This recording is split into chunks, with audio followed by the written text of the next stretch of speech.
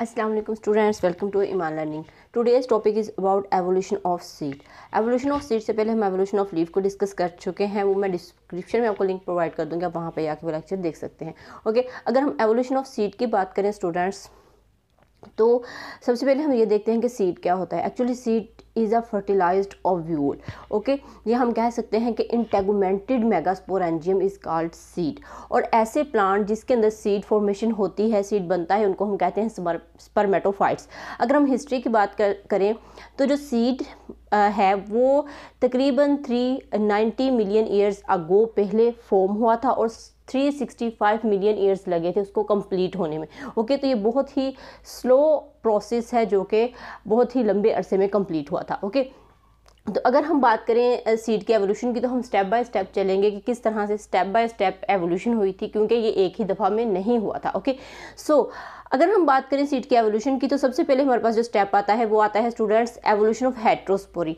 Heterospory से आप सब लोग वाकिफ हैं. Hetero mean different and spory mean spores, यानी कि ऐसे प्लांट जिनमें 2 डिफरेंट काइंड के स्पोर्स हों उनको हम हेट्रोस्पोरस बोलते हैं और उस प्रोसेस को हेट्रोस्पोरी बोला जाता है. ओके, अगर हम अर्लियर प्लांट की बात करें, जो अर्लियर वेस्कुलर प्लांट थे उसमें जो क्लब मोसिस हैं आपको पता है उनमें एक ही तरह के स्पोर्स पाए जाते थे. ओके, अगर हम सीड से पहले बात करें ना, सीड से पहले जर्मिनेशन के लिए क्या चीज़ होती थी, तो सीड से पहले जर्मिनेशन के लिए स्पोर्स मौजूद होते थे जो हवा में इन्वायरमेंट में बिखर जाते थे और वहाँ पे जब भी उनको फेवरेबल कंडीशन मिलती थी वहाँ पे जाके वो जर्मिनेट कर जाते थे. ओके, तो वो स्पोरस प्लांट थे जिनके अंदर स्पोर्स बनते थे.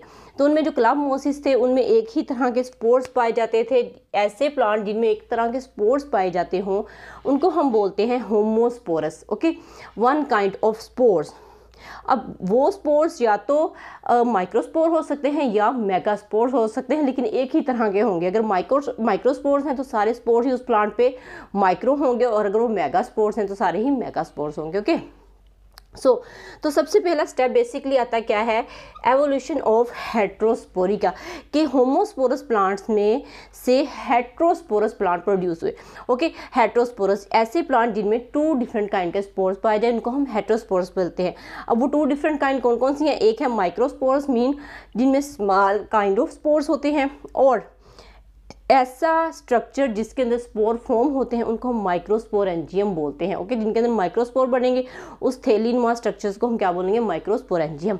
और दूसरे स्पोर्स का नाम है मेगास्पोर्स.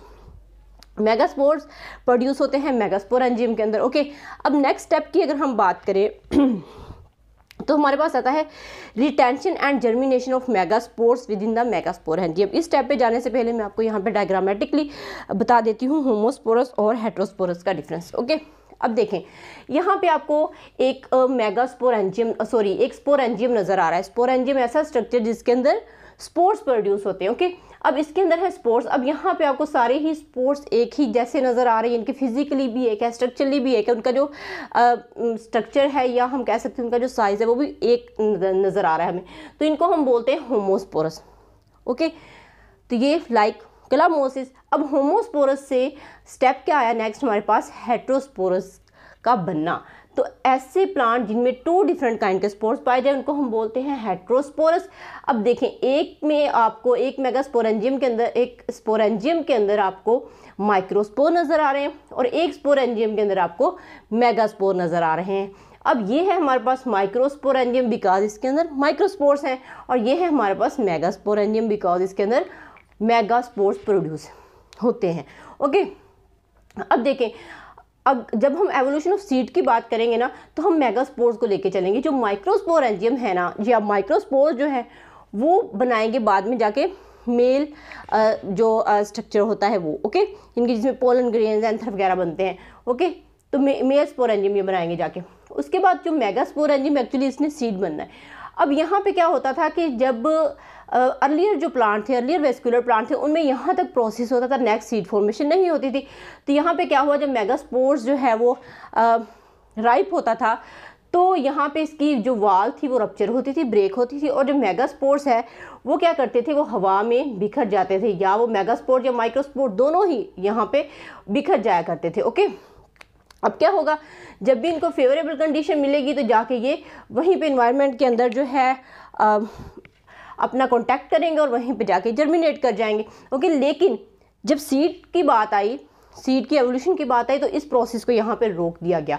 ओके, तो यहाँ पे ये जो है इसकी वाल यहाँ पे ब्रेक नहीं होगी, तो ये अब बिखरेंगे भी नहीं। ओके, तो नेक्स्ट स्टेप हमारे पास क्या आता है, retention and germination of megaspores with in the megasporangium. तो यहीं पे इसको रिटेन किया जाएगा, यहीं पे इसको बरकरार रखा जाएगा और यहीं पे इसकी जर्मिनेशन होगी। ओके, इसको प्रोटेक्ट किया जाएगा यहीं पे कि इन्होंने हवा में नहीं बिखरना, इनकी वॉल यहाँ पे रप्चर नहीं होगी क्योंकि सीड फॉर्मेशन होनी है। तो यहाँ पे मैं दोनों स्टेप एक ही दफ़ा बताऊंगी आपको, जिनमें development of protective layer around the megasporangium भी होगा। तो यहाँ पे इनके अंदर क्या हुआ कि जो मेगास्पोर्स थे वो क्या हुए, रिटेन हुए और जर्मिनेट भी किए। और सेकंड स्टेप में क्या हुआ नेक्स्ट में कि यहाँ पे एक मजीद प्रोटेक्टेड लेयर बन गई जो कि इसको यहीं पे रिटेन रखेगी और इसकी वॉल को ब्रेक नहीं होने देगी और ये हवा में नहीं बिखरेंगे।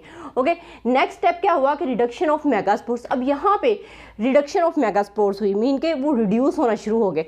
ओके, जो उनमें अच्छे मेगास्पोर्स थे वो बच गए और जो थोड़े हम कह सकते हैं कि लेज़ी टाइप थे या थोड़ी उनकी हेल्थ अच्छी नहीं थी वो यहाँ पे रिड्यूस कर दिए गए।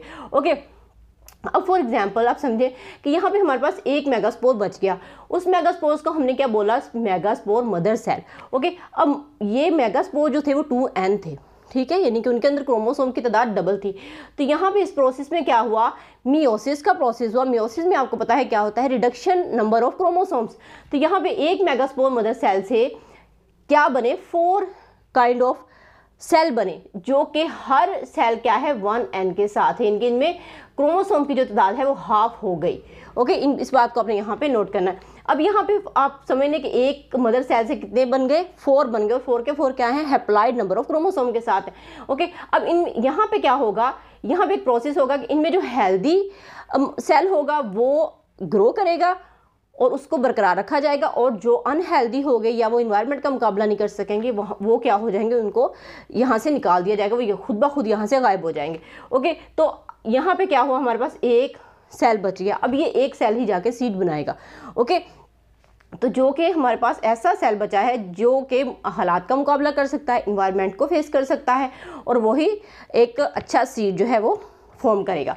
ओके, अब यहाँ पे इस जगह पे क्या हुआ, formation of integument around megaspores. तो यहाँ पे एक इंटेगुमेंट बन गया, एक कवरिंग बन गई जिसने इस मेगास्पोर को मज़ीद जो है प्रोटेक्ट करना है ताकि ये सीड बनने के काबिल हो सके। ओके, अब यहाँ पे ओव्यूल की डेफिनेशन आती है जो आप लोगों ने याद रखनी है क्योंकि ये पेपर में अक्सर जो है वो पूछी जाती है कि what is ovule. Okay, ovule क्या होता है, integumented and indehiscent megasporangium is called ovule. Integumented होता है, इंडिहेसेंट होता है, ऐसी उसके ऊपर कवरिंग आती है जो कभी भी टूट नहीं सकती, उसको हम क्या बोलते हैं, ओव्यूल बोलते हैं। और यही ओव्यूल जब इसके पास पोलन ग्रेन्स आएंगे, इनके मेल जो सेल होंगे वो इनके पास आएंगे तो वो क्या कर देगा, पोलन ट्यूब बनाएगा और पोलन ट्यूब से ये जाके फर्टिलाइज होगा और फर्टिलाइज होने के बाद यही सीड बना देगा। ओके, इसी ओव्यूल ने फर्टिलाइज होने के बाद क्या बनाना है, सीड बनाना है। तो हम सीड को क्या बोल सकते हैं, fertilised ovule is known as seed. अब ये क्या है कि ये बहुत ही अच्छी एक एवोल्यूशन थी। जितने भी वेस्कुलर प्लांट्स हैं, हायर वेस्कुलर प्लांट, उनके अंदर उनकी बका को बरकरार रखने के लिए सीड ने बहुत अहम रोल प्ले किया है। अगर सीड ना होता तो मे भी आपको इतने सारे प्लांट नज़र ना आते। ओके, अब जब तक चाहे ये सीड पड़ा रहे, ये क्योंकि प्रोटेक्टेड है, इसके ऊपर कवरिंग है, इसके ऊपर कोट बन गया है, ठीक है, ये जो हमारे पास इंडिहेसेंट इंटेगुमेंटेड कवरिंग थी इसने ही सीड कोट बना लेना है बाद में। ओके, तो अब ये महफूज है, किसी किस्म के भी इन्वायरमेंट को ये फेस कर सकता है और जब भी इसको अच्छा इन्वायरमेंट मिलेगा तो ये जर्मिनेट कर जाएगा और एक न्यू जो प्लांट है वो यहाँ पे जर्मिनेट होगा। ओके, सो स्टूडेंट्स, ये था हमारे पास आज का टॉपिक जो था एवोल्यूशन ऑफ सीड के बारे में। इस टॉपिक को आपने एज इट इज़ याद करना है और ये बहुत बहुत इंपॉर्टेंट 4 नंबर का क्वेश्चन है। अक्सर पेपर के अंदर ये क्वेश्चन आपको एग्जामिनर दे देता है। ओके, तो ऐसे स्टेप बाय स्टेप आप लोग लिख सकते हैं और इसकी डायग्राम भी बना सकते हैं। होप सो आपको लेक्चर समझ आया होगा। इंशाल्लाह नेक्स्ट मिलेंगे नेक्स्ट लेक्चर के साथ, तब तक के लिए अल्लाह हाफिज़।